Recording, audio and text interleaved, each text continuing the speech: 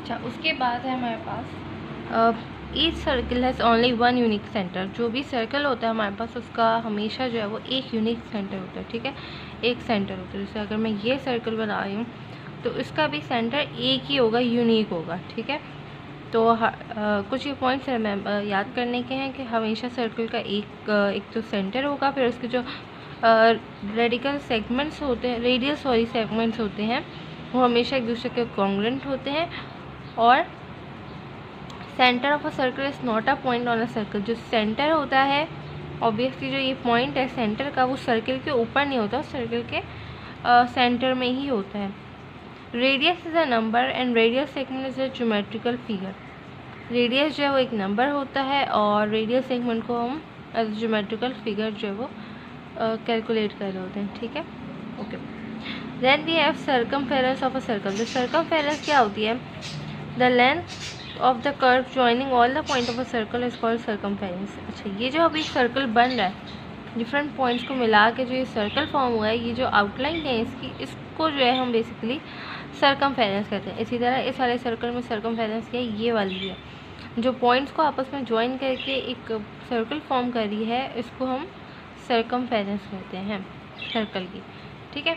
उसके बाद आगे चलते हैं।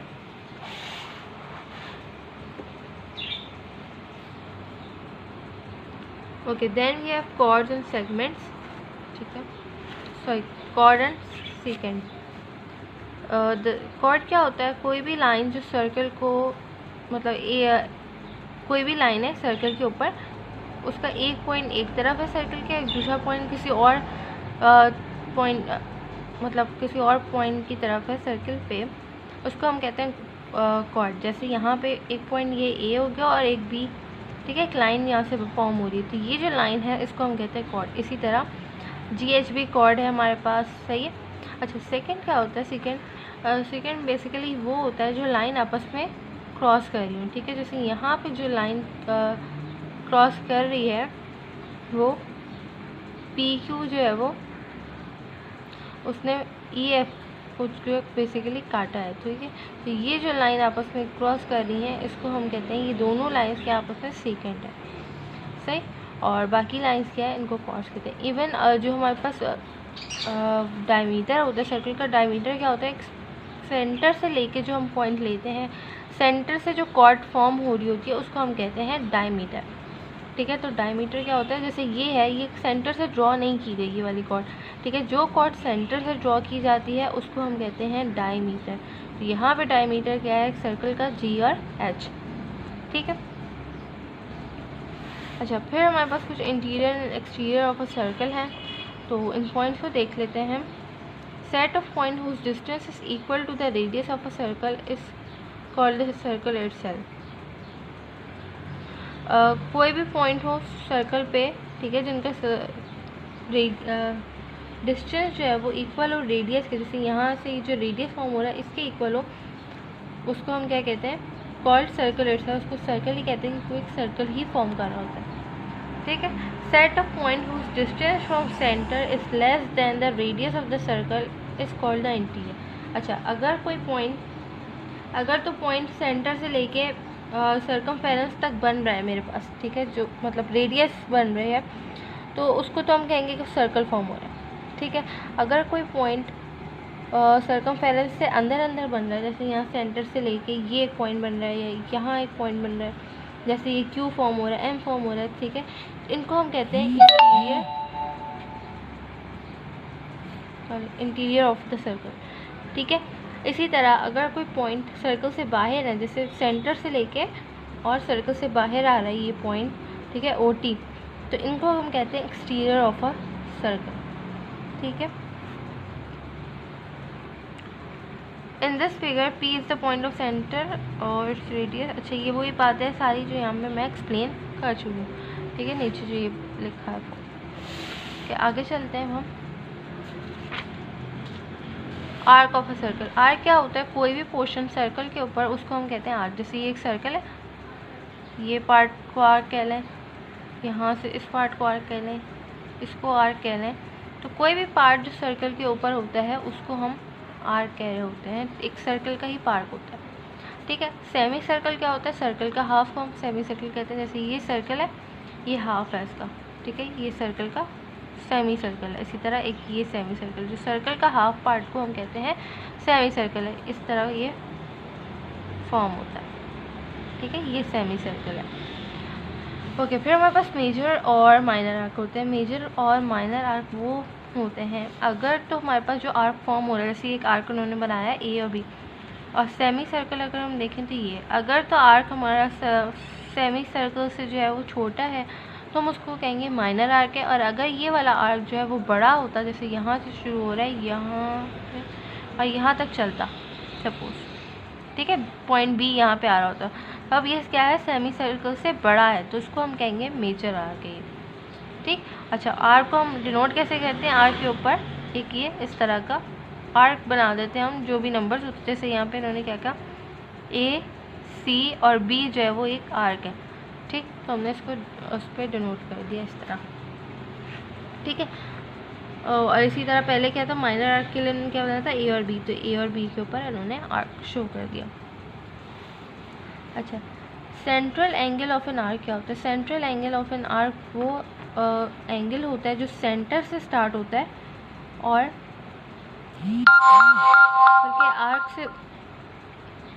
आर्क से स्टार्ट होता है, ठीक है, और सेंटर पे जा रहा होता है, ठीक है। जैसे ये आर्क था ए और बी, ये सेंटर पे जा रहा है, तो इसको हम कहेंगे कि ये central angle of an arc है। जैसे ये एक आर्क था यहाँ पे ए और बी, अब इसको मैं यहाँ पे ड्रॉ कर लेती हूँ, सेंटर पे जा रहा है, तो ये जो एंगल फॉर्म हो रहा है आर्क, उसको सॉरी नज़र नहीं आ रहा वीडियो में, यहाँ पे ए और बी था, मैंने यहाँ से लाइन ड्रॉ कर लिया और ये किया, तो ये जो एंगल फॉर्म हो रहा है, ठीक है, इसको हम कहेंगे central angle of an arc. Arc का जो है ये सेंट्रल एंगल फॉर्म हो रहा है, ठीक है।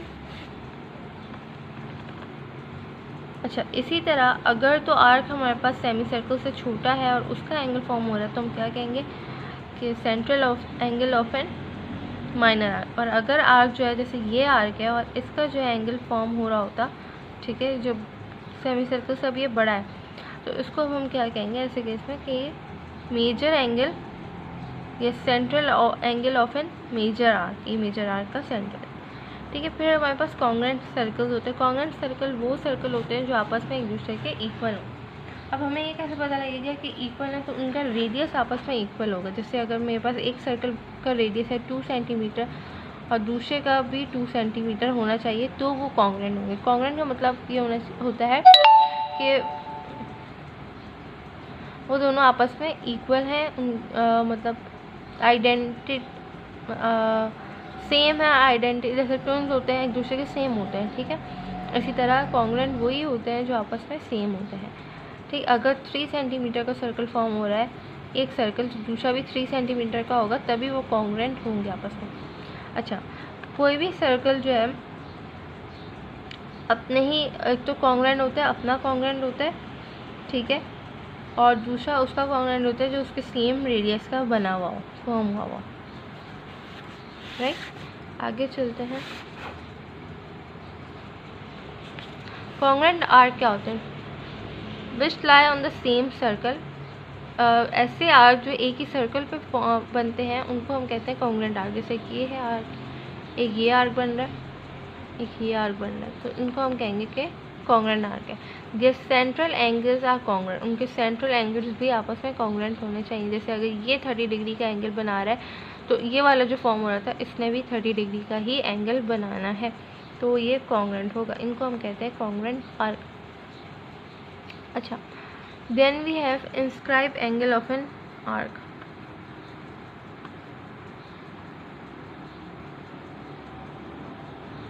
अच्छा, इंस्क्राइब एंगल क्या होता है? पहले तो अब हम कह रहे थे कि जो हमने सेंट्रल एंगल पढ़ा था उसमें एंगल जो है वो सेंटर से ले रहे थे। अब जो एंगल बन रहा है वो कहाँ से? आर्क के ऊपर से एंगल फॉर्म हो रहा है। तो इंस्क्राइब एंगल क्या होता है? The arm of the angle pass through the end points of an arc, and जो आर्म्स हैं वो एक एंड पॉइंट जो है वो आर्क के ऊपर फॉर्म होता है उनका, ठीक है। जो वर्टेक्स होती है उनकी वो एक आर्क पे फॉर्म हो रही होती है। The vertex of an angle is an any point of the arc except the end points, और जो वर्टेक्स होती है अगेन वो उस पर फॉर्म हो रही होती है, वही बात मैंने, ठीक है। उसको हम कहते हैं inscribe angle of an arc. फिर हमारे पास है टेंजेंट और पॉइंट ऑफ टेंजेंसी। टेंजेंट क्या होता है? The line with if a circle and a line lie in a plane the following three situation exist. अगर एक सर्कल है, एक प्लेन पे एक सरफेस है, उस पर एक सर्कल भी एग्जिस्ट कर रहा है, एक लाइन भी एग्जिस्ट कर रही है, तो तीन तरह की सिचुएशन एग्जिस्ट करती हैं। सबसे पहले क्या है? The line will intersect the circle in two distinct point S L intersect the circle eight P and Q. जैसे यहाँ पे एक फिगर दी हुई है, तो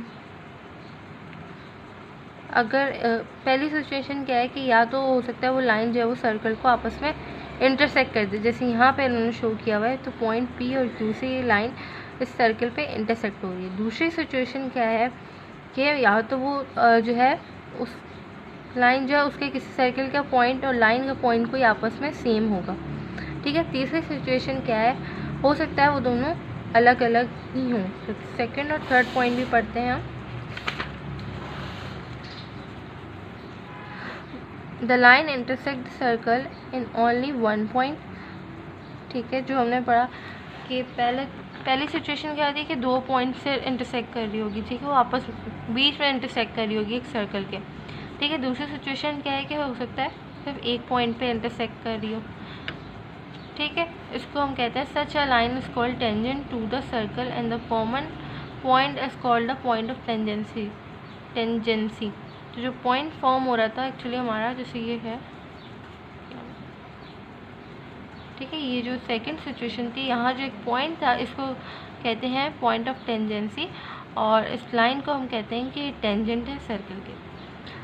थर्ड सिचुएशन क्या थी? The line does not intersect the circle, line and circle have no common point and intersection is null.